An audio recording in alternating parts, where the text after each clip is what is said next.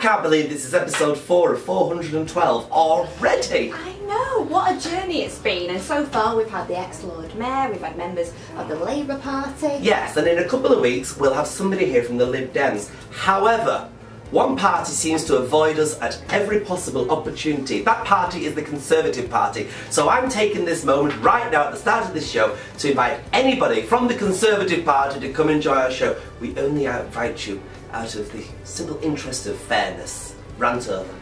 Thank God for that. Right, we have got an amazing show to get through today, and it's packed to the brim with entertainment. We've got our Hayley, she's speaking to Hollyoaks actress Annie Wallace, and we're going to be talking to Josh Littlehales, a DJ that's possibly up for an award. Now, twice tonight, you'll be liking this, twice tonight we get to speak to our Dan Westwood. Not only is he our gadget guru, talking about the bargain iPad, but today we got the chance to speak to Natalie Grady, who's currently appearing in this house, a fab play at the Lowry, all week.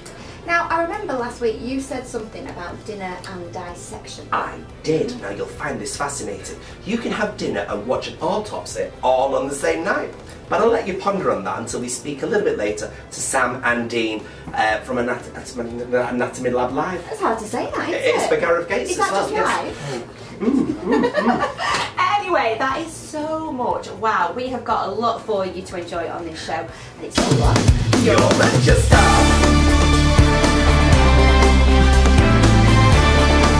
So here we are with our Dan. How are you?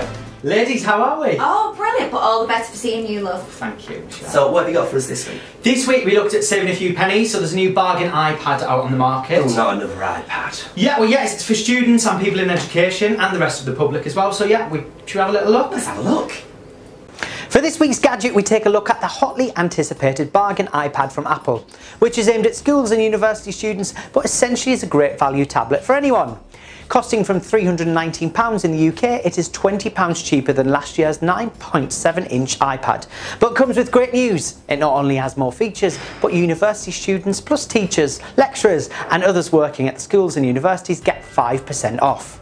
Schools, colleges and universities can also bulk buy then, with a 4% discount too. But is it any good, I hear you ask? And is it just for learning?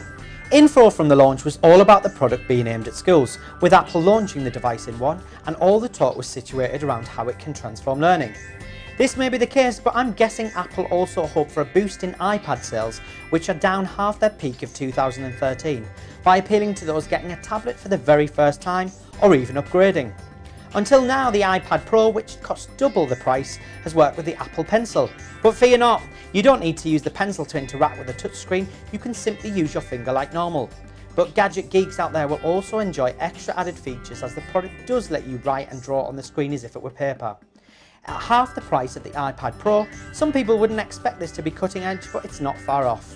It looks like any other entry-level iPad from the last 5 years, has a 9.7-inch screen, and the model is faster than previous models. So relax, iPad junkies, as you can do all the normal things we do on the daily, such as browse the internet, play games, watch your favourite box set on Netflix, take pictures, book a holiday, or even catch up on your latest instalment of Your Manchester.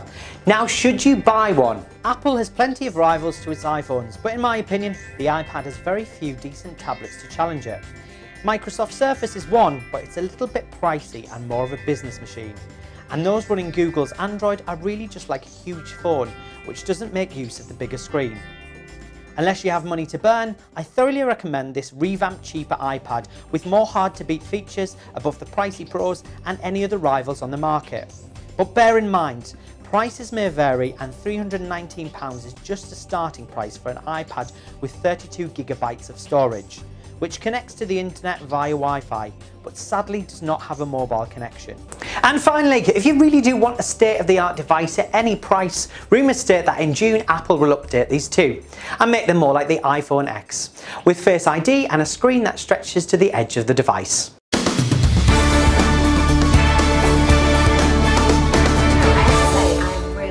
To this bit. Boom, boom, boom. Yeah, me too. We're about to meet a true trendsetter for the generation. And with this, I think we should hang you over to the desk, and our lovely Hayley Cartwright, our soap guru, and her fantastic friend, Annie Wallace. Hiya, I'm Hayley, and I have a lovely guest for you today. It's my friend and Hollyoaks actor, Annie Wallace. Hello. Thank you for coming in. Not that she had much choice, by the way. No. So, how long has Sally been on the screens for now then? Oh, goodness me. Well, she's been on screen for 2.5 years. Is that long? Yeah. It's gone fairly quickly for me. Because it's been like, first year was like, couldn't hardly breathe. Blah, blah, blah, blah, blah, blah. Second year, busy. This year, not so busy at the moment, but now starting to pick up. Having a bit of a rest. A bit of a rest. You know, feed the fish. I've seen some of the tweets though, because people are missing you, aren't they? Yes, yes. I had quite a lot of personal messages from people going, have you left? Are you going to leave? Please don't leave. And I was thinking, I just need to say something. And I just said, no, I'm not going, don't worry. No. You're in demand, darling. Yes, in apparently demand. so. So, you were the first transgender actor to play a regular transgender role on television. Yeah. How does it feel? History? Perfectly normal now. At the time I was very, very chuffed and I was very honoured, and to be honest it was actually something that I had said to my good friend Julie Hesmondhouse several years previously. I'd said, you know, that would be a goal, because at the time there weren't any trans actors on television at all, and I says I'd like to be the first trans actor in a soap opera, and I thought it was just this pipe dream, but then it kind of everything fitted into place and it happened, and I was like, wow. And now I just get on with it and just have fun. Yeah. Brilliant. I think it's brilliant. Because obviously we've known each other for a long time, so Yes. I think it's fantastic. I'm really proud of you. And, you know, like me, you wanted to be an actor from a young age, didn't you? Very young, yes. I did all this stuff with going to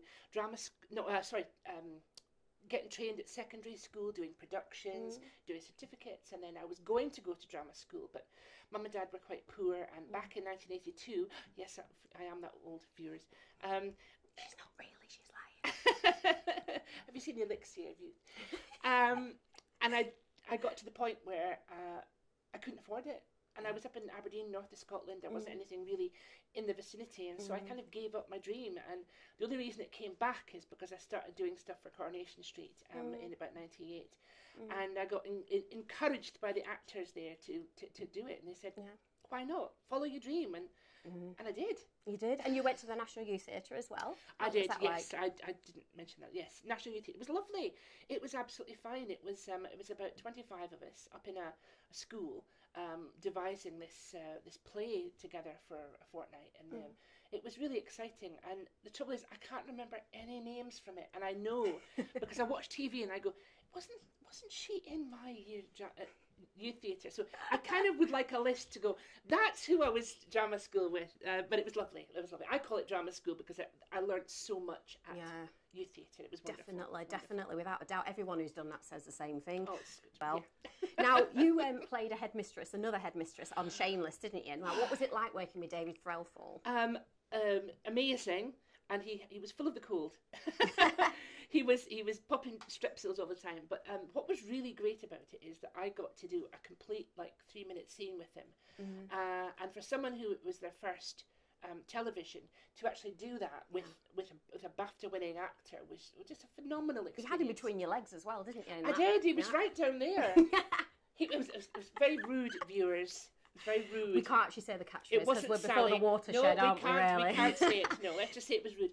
But we got to chatting, and he went to the same drama school as me, Manchester Met, and so we had lecturers in common, so we were able to talk about it, and he made me feel really at ease, and he was a really nice man, and it was a lovely experience of my first bite of television. Yeah. And in 2016, you won Celebrity of the Year award at the National Diversity Awards, and then you were also the first transgender actor to be nominated for a BAFTA as well, which was amazing. Yeah, very, very big year, 2016. It was a bit hard to kind of get my head around it. The Celebrity of the Year award was just completely unexpected because I was up against some really, really big names. And I just did not expect that. And it's lovely, and I've got it on my mantelpiece. But the BAFTA one came out of complete left field. Let me just clarify, it was the Scottish BAFTA, it wasn't the national BAFTAs.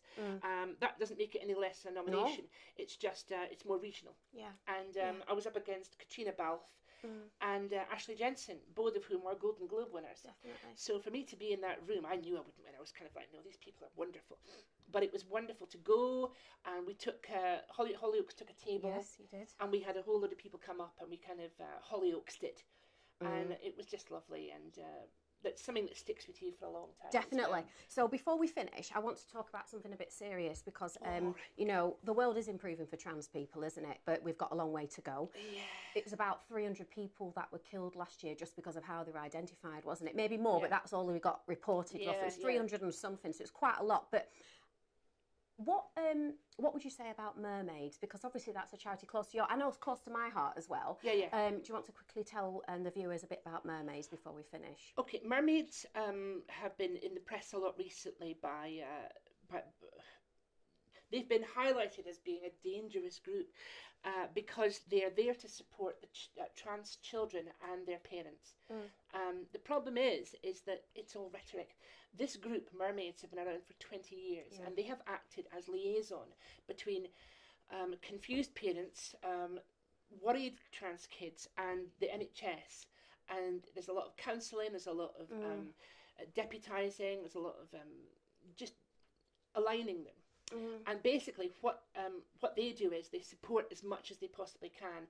And they deserve every credit they get, because what they have at the end of it is very happy families and happy kids. Definitely. And that's what we want. Definitely. Now, before we actually finish, what's next for Sally? Give us a bit of gossip. What's next for Sally? Well, we've got Mercedes coming back, who is Sally is with Myra now. The first lesbian trans relationship on television. Which is brilliant, because you don't get to see two middle-aged women, do you? No, and also two middle-aged women. A lesbian trans woman as well, which is very rare on telly. So we've got Mercedes coming back. She's coming back causing all kinds of trouble. And the McQueens are going to get into a bit of shtush in the summer. But then the new school is being opened as well. And I'm very proud to say that, and it's been announced, one of the new school kids for the new intake is Talia Grant, playing a character called Brooke, who is the first autistic actress in soap, and she's I haven't spoken to her yet, but everyone has just said she's just lovely. Well, Hollyoaks is so diverse. I mean, they're brilliant at all sorts of things like that, aren't they? So I think Sally's going to have a lot of interaction with Brooke, and the new school's going to open, and I have seen what the new school looks like, and all I can say is you might need sunglasses. Let's just say that it is the coat of many colours. Well, on that note, Annie, thank you so much for popping in. And as you're the one on a regular contract, the drinks are on you. Oh, yeah, right, fine. As per, obviously. Typical, yeah. What can you do? Well, I can't wait to hear what's been going on this week. Ah, yes, but do remember, it's not the news.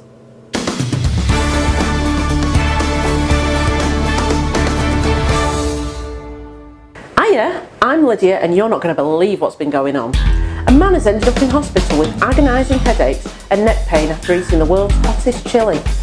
The 34-year-old developed the symptoms after trying the Carolina Reaper during a hot pepper competition. I mean, to be honest, with a name like that, you're not going to want to try it. Doctors warn that taking part in hot chili contests could have unexpected consequences, as they publish details of the incident in the journal BMJ Case Reports. The unnamed man immediately began dry heaving after sampling the chili, the US authors said in the paper. Over the following days, he developed intense neck pains and headaches, each of which just lasted a few seconds. The pain was so severe that he sought emergency treatment, and he was tested for multiple neurological conditions. A CT scan showed several arteries in his brain constricted, and he was diagnosed with reversible cerebral vasoconstriction syndrome. Why did I even write that in here? I have to read it. The Guinness World Record for the hottest chili is held by the Puckerbutt Pepper Company in the US for their Smoking Eggs Carolina Reaper, which rates it at an average of 1,569,300 Scoville heat units. Wow. Have you ever had a near miss in love? A student who fancied a yodel driver came up with an ingenious way to see him again. When student Paris Burt had a parcel delivered to her home, she was immediately won over by her yodel driver's good looks. She was left disappointed, however, after the good-looking driver walked away from her home, telling pals he slipped through the net. Expressing her regret to her pals via iMessage, Paris told them the driver was so good-looking and that she should have invited him in.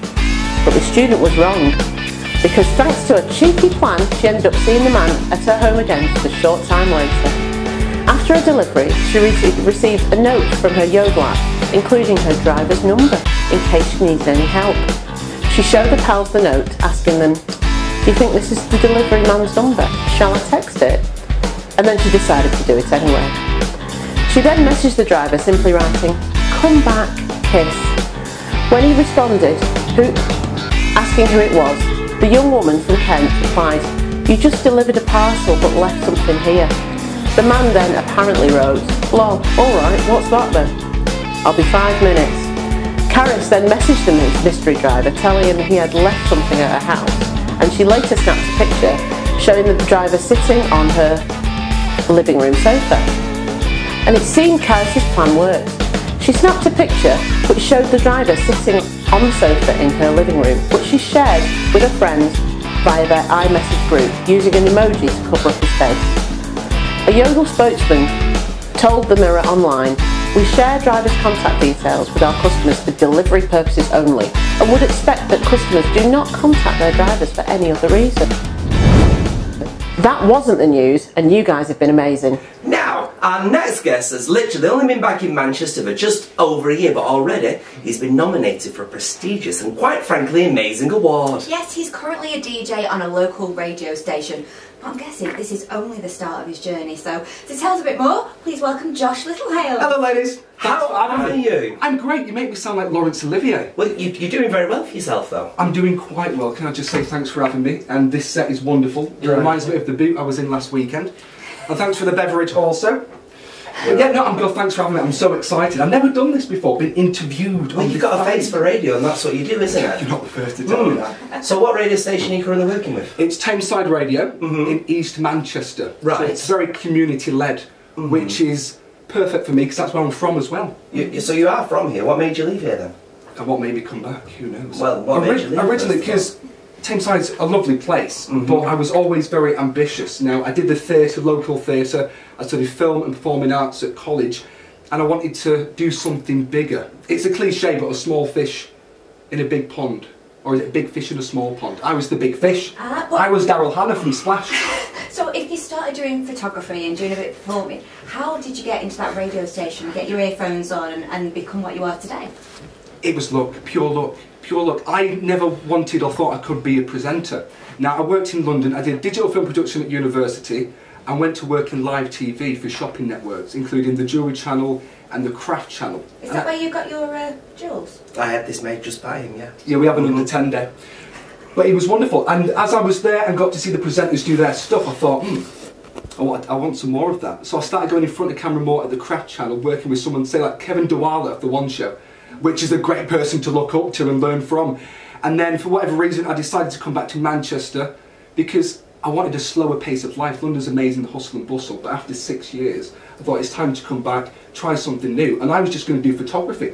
All I had to my name was 80 quid in the bank, a suitcase and a camera, so I thought I'll do photography, and I lived with my brother for a little while. But because I came out of a relationship, my confidence was a bit low. I'm giving you my life, it's like this is your life, isn't it? I feel like you're agony aunt. No, I know, but thanks for asking. This like has been pent up for 12 months. So I came back because my confidence was a little low. Yes. So I thought, I'll volunteer at the local station because radio's a wonderful medium. You can fit into it comedy, sketches, meeting people, interviewing people, just all this different freight of wonderful things condensed into 2, 3, 4 hours. 2 weeks after meeting the producers, unfortunately, the main presenter left of Tameside Today, which is 11 till 3, my show, and they offered me the job. Wow. Never done radio before. Good insight. So I've been there just over 10 months and I've been nominated for an award. So tell us about this award then. What is the award and what's it all about? It's a Diversity in Media Award. So I'm not sure if the show itself and my presenting style is diverse or it's diverse because I'm a gay man presenting local radio. And I don't know where it came from. The first round of nomination was announced in January, and it was just a notification on Twitter. Right. Now, I don't know how they know me. So when do you find out? I find out if I'm shortlisted in 6 days. And then after that, you'll find out... Well, if I'm shortlisted, it opens to a national vote, so we go to the big do at the Waldorf Hotel in September. Oh, have you got your tux ready and everything, just in case? I haven't, no, because I don't think I'm going to get shortlisted. How will people vote for you? Online, we'll send the links through Twitter, Facebook, Instagram, all the social media. I'm going to get you to promote it, the show to promote it, everyone to promote it. And you'll do wonders. Thank you very much, Mr. Josh Littlehales. Thank you. Now, today already, we have spoke to our gadget guru, talking all about things iPad-ish. Yes? How pleased to say that. Thank you, I know. But today I'm very grateful to say, step 2, to interview one of the cast members from the fantastic show that's on at the Lowry at the moment. It's called This House. Now that sounds really, really good, but I do think there's no end to our presenters' talents, are there? Apart from one, when there's no start. I'll have you know I was part of RADA, which actually stands for the Royal Academy of Drag Artists. Following sell-out runs at the National Theatre and the West End, this extraordinary play takes on a new importance in the current political climate. Are we in the midst of a political revolution? Can the country stay united? Roll back to 1974. The corridors of Westminster rang with the sound of infighting and backbiting as Britain's political parties battle to save the future of the nation, whatever it takes. In the era of chaos, both hilarious and shocking, fistfights break out in the Parliament bars. High stakes and games are played, while sick or dying MPs are carried through the lobby to register their crucial votes as the government hangs by a thread. And I'm joined by one of the actresses from that show in the studio now, the lovely Natalie Grady. How are you doing? Hello, I'm very well, thank you. Nice to meet you, and welcome to Manchester. But it's not a welcome, is it? Because No, you're from no, round home, here. Yeah, home, She brilliant. lives here. So welcome to Manchester, welcome home. It must be nice to be back at home for a start, yeah? So the play, This House, tell me about it. So it's set in the 70s. Right. So it starts in 1974 when there was 2 general elections. Got you. And so the second general election puts Labour in the lead by 3. But it's what I guess we now know as a hung parliament. So we then spend 5 years in this kind of situation of Labour and the Tory offices fighting to get votes, constantly trying to kind of knock the other one out. And it goes right up to the point where they have the general election in 1979 where Margaret Thatcher gets into government and becomes our Prime Minister. I believe it's got some great music in it as well. Yeah, we've got a live band on stage who are phenomenal. And we have 2 Bowie tracks. Yeah, I was going to just going to say that, yeah. And the Sex Pistols as well, am I right? It's the theme of that in the second half. We move into that, which is lovely. And there's, you know, it's not kind of people sitting around talking about politics. We have some movement sections in there. We've got some slow-mo kind of stuff going on. The death scenes are very interesting. Oh, right, okay. As in all kind of stylised, and you know if you know your politics. Yeah, of course. Well, anyway. I'm more Kardashians than politics, so we'll just leave that there. I think going on to that thing, you know, for people that do go, oh God, I don't know very much about politics. You know, I think the point of the play in many ways is that lots of people, certainly myself as well, feel that this is a world, the House of Commons is this kind of world that is not for us, that's in the dark, that's closed off. And I think what this play does brilliantly is open up that world and go, no, actually, I can understand this, I can be a part of this. And these systems aren't scary things that I can't get involved in. Tell me who you play in the play. So I play a character called Anne Taylor, who's from Bolton. Right, okay, not originally, far away. And she was MP for Bolton for a long time.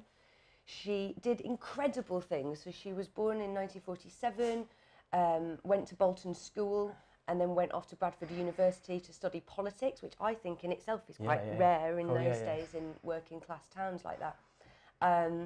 And became the first ever woman chief whip in the House of Commons. She became leader of the House, the first woman to ever do that.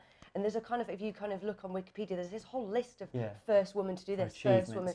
You know, but talking about research character, I mean, I met her. Anne Taylor. That's always a good so or an eye-opener. Yeah, she came to see the show at the Westwood Playhouse in Leeds. So what did you think of it? She loved it. I mean, she's seen it many times before because, as you know, this was done years ago at the National anyway. So she's been very heavily involved from the beginning. Right.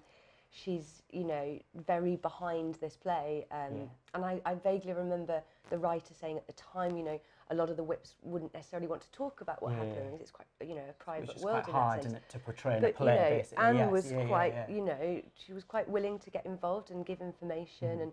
And yeah, she came to Leeds and loved it. And it's really nerve-wracking, you know, you're meeting someone that you've kind of developed this idea of from reading things online and from what people tell you, and suddenly you're like, oh, you're actually her.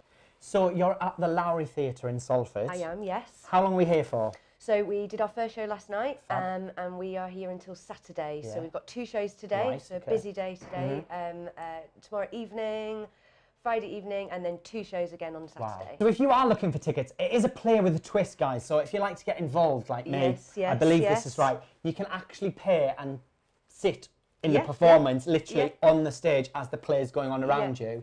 How does that work? And is it quite off-putting? So basically, the set it looks exactly like the House of Commons. You know, if you've ever seen it on telly, you can see all the kind of wooden... A few times, with everyone asleep, Yeah. So it's a bit like that. Hopefully I aren't asleep. But basically, you can sit and be members of Parliament on those green benches. Yeah. So you can watch the show on stage with us. Yeah. And we involve you, you know, at points in the play where there are votes and the ayes and the... Right, so it's quite we'll come and say, come on, get involved, come on, are you voting? So it's a bit of real life for you there, as if you were there. That's really good. How did that come about?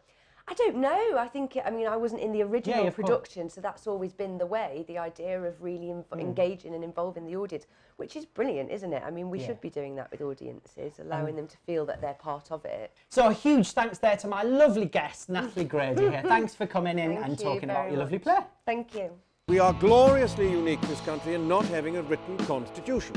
What we do have are traditions, gentlemen's agreements. This Parliament was once the seat of the democratic world. Now it's the planet's biggest jumble sale. It's so bloody typical, this self-destructive bloody country. This is it. This is the bit I've been waiting for. I love this. This is my exact idea of what a good night is. If you fancy a posh dinner and then watching somebody literally ripping the guts out of someone, this is for you. No, I think I might be sick. Well, Anatomy Lab Live is the brainchild of Sam Pirrett. Now, he formerly began life as a science teacher and he wanted more, and he literally wanted to find a new hands-on approach to teaching biology. So, forever having a bit of drama in his life, he decided to merge biology with theatre, bringing us this unique product called Anatomy Lab Live. Welcome to the pair of you. We've got Samuel, we've got Andy. Look at you in your posh top and everything. Oh, nice. Is this what you wear for the actual event? Similar, yeah, similar. Either this or a slightly different colour. I do love a guy in scrubs. Yeah, and I'm a bit close, so I'd be worried. There's no rubber gloves though, and that's what's missing for me. But anyway, how did this all begin then? Where did the idea come from?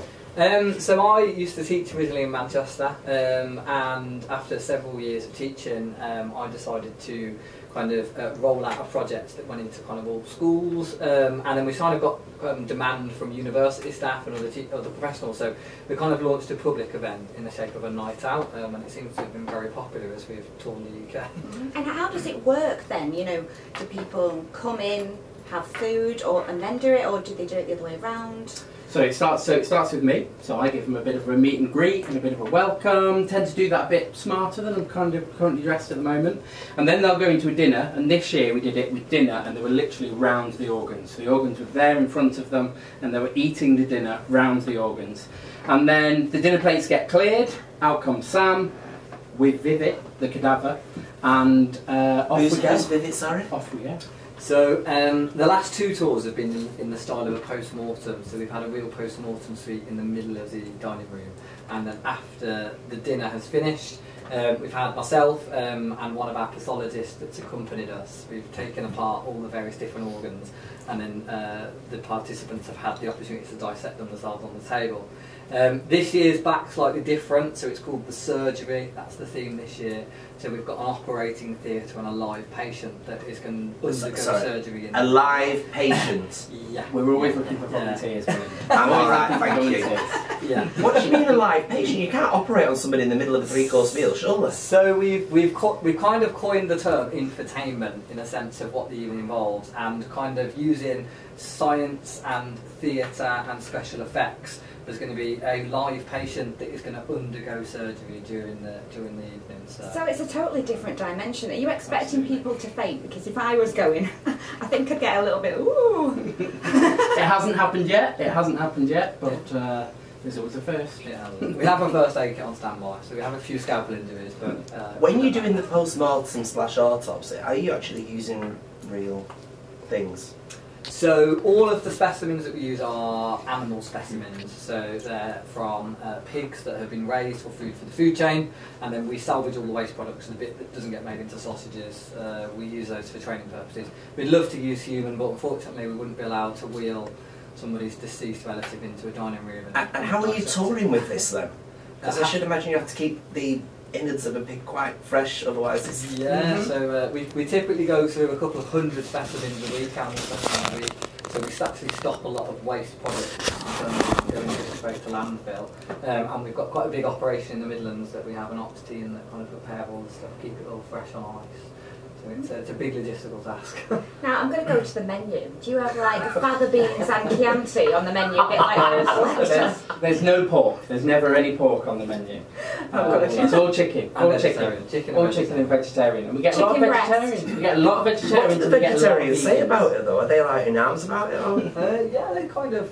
We've never had any. They eat mushroom. Well, we use mushroom stroganoff or a vegetarian option, and then yeah, a lot of them are nurses in practice, and they benefit from actually dissecting 3D specimens. We come across a lot of healthcare practitioners. I think probably 2/3 of the audience are usually healthcare practitioners, and after surveying them, we tend to find that I'd say 90% of those have never had any dissecting experience. So it's the first time they've ever. And it's going mega well for you. You're having to add extra dates. Yeah. All the time, aren't you? So we've just added a second date for Manchester. Today? Today we did that. So when's it on in Manchester? The 26th and 27th of January next year in 2019. But we are coming to loads of locations throughout Britain. So keep an eye out for us. This year, I think. Yeah, 28 shows. 2 we'll have in total by the time we've done it. And well, before you go, we do need to ask you a special question. Do you need any nurses? Yay! Well, hey, always looking for volunteers. Always looking for volunteers.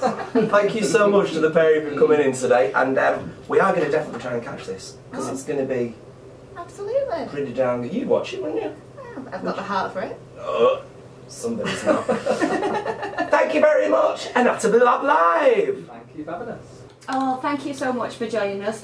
Now, let's zoom over to our titties with the sport.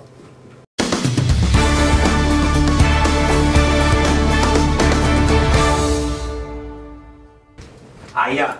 How are you doing? Are you organised, ready and raring? Well, I've got my pieces of paper. Oh, sorry. Yeah. Here we are. Oh yes, sorry, yes. Oh, right. So what are we talking about this week then, Titters? Well, we'll just start off by rounding up last weekend's football. Right. So on Saturday, United got the first part of the job done. Went to Wembley, beat Tottenham Hotspur 2-1. So we're one game away. I should say Manchester is one game away. Another little bit of silverware and bringing it back up here.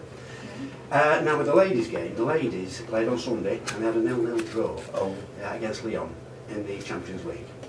But we're expected to get beat anyway. But they're going over to France next week, so fingers crossed for them. It's a shame because women's football is doing really, really well at the moment. I think we're getting, some good teams together. The Super League, Ladies Super League, is really taken off. Unfortunately, sort of like City have got all the stronger players. Unfortunately, a couple of them sort of like one went over to Barcelona. One's gone to Lyon, and obviously the better players, but they are the better teams. So you're looking at glassy eyes, aren't you? Just thinking about my tea. Well, still will tell you. I know, absolutely. And seeing we mentioned Manchester Thunder last week with the netball, they won on Saturday at the Bellevue Arena. Right. And I'll just check, yes, it was 62-57, which is a lot of goals again. Bellevue Arena, is that where Bellevue used to be? Yeah, just further on the Bellevue Arena. Yeah, I know that bit. Yeah. And they're now second in the Super League. As I say, the girls are really bringing it home, which is fabulous. That's good. Now, last week's challenge. Yes. What did we say here? Water sports. In honour of Tom Daly. Yes. And I think there was a sort of like a threat of me and Speedos, wasn't there? There was. Did you do it? Well, I tried them on at home. And I got in front of the mirror, and I could swear that Captain Ahab was behind me. So I thought, better not, I'm not risking that one. So, anyway, just a few facts and things about Tom, really. But before Tom, we haven't done very, very well at all. I mean, the last time we won an Olympic medal for the fellas was in 1960, a fellow called Brian Phelps. Really? Yeah. The ladies fared a little bit better, but we're going back sort of like 1960, 1920, 1912. And I've looked them all up, none of them are from Manchester. So, I mean, the Mancunians have got, in the future, we've got to shape ourselves and get ourselves a medal holder. Getting into the sport, it's any kid that goes along for swimming lessons, once they get to level 7 of swimming, then they're introduced to new different sports like water polo, synchronised swimming, and diving comes along in that group. So levels 8 to 10, you can do all that sort of stuff, and it introduces them to the sport. After that, they go into diving clubs, So like the two nearest ones to here, obviously the Aquatic Centre in Manchester. Yeah. And we've got this one at Bury as well, which is nice and handy. I was going to say the Aquatic Centre during the Commonwealth Games was so prominent and everything. Oh, it's just exciting. we just need to encourage more Mancunians really to get in the pool and get cracking. Yeah, and that was all. Like, We need a Manchester Olympics. Imagine, yeah. Maybe we'll sort I something. could see you in that. Could you see? What could you see me doing? Doing the triathlon. I can't walk up the stairs. try anything. I'm getting exhausted. Try anything on me. Hey, that could be a challenge for you next week. What about triathlon? Triathlon. That's 3. I can't walk and talk at the same time. Let her do 3 sports. Come on, give me a shot. Guess what time it is now? I'm getting a little message in my ear telling us that we've got to wrap it up. We're out of time. Right. But we're not just out of time, we're out of time for the entire show as well. Ta-ta-titters. Righty ho, well, I'll leave you to do your link. Ta-ta-titters. Ta-da. Thank you. Do you know, that was certainly a packed show, wasn't it? It really was. Thanks to all our guests. Now, next week on Your Manchester, we talk to the Lib Dems, Martin Brown, and also the fabulous star of the new Nigel Slate. That sounds really exciting. All this plus lots more only on Your Manchester. Oh, that's it for now, but thank you. We hope to see you then. Ta-ra, blowers. Ta-ra.